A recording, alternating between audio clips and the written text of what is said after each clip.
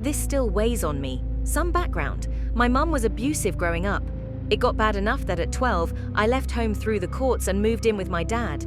That decision fractured our family.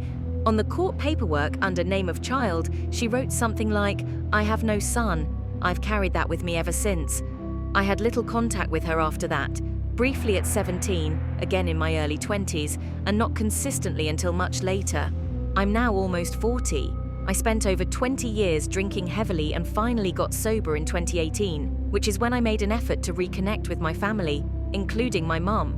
She's closer to 70 now and has zero contact with 2 of her 3 kids. Reconnecting wasn't easy. When I asked if she ever reflected on the abuse, she told me I was an adult and needed to let it go already. That was a turning point. I realized any forgiveness would be one-sided. If I wanted peace, it was on me. Since then, our relationship has been rocky but present. We've had family reunions and even traveled overseas together for 3 weeks. We argue often, usually over small things, but we stayed in contact until this. Last summer, I invited her to my city to see a band she's loved since I was young. The plan was simple. She'd arrive on Wednesday, we'd go to the concert on Thursday, she'd fly out to visit my sisters on Friday, and I'd leave early Saturday for my own trip. She agreed. When she arrived, she mentioned she'd only bought a one-way ticket and would book the Friday flight later.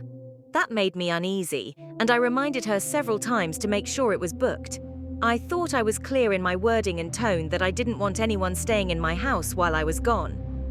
Friday came, the concert was fine, then she told me she still hadn't bought a plane ticket, and now, with prices having gone up, she planned to stay a few extra days.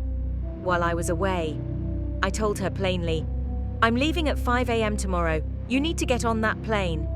I even offered to cover the extra cost. She refused and invited herself to stay at my place.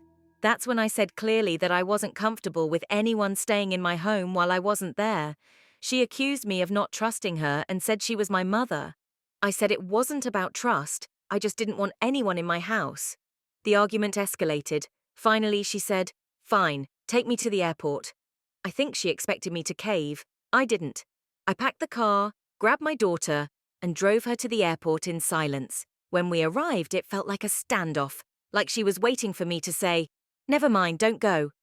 I didn't. I took her bag out, set it on the curb, and told her, "If you can't find a ticket, let me know. I can help you pay for a hotel." Then I left. Months later, I'm still thinking about it. I don't think I stranded my mum with no options. I offered to cover the cost of the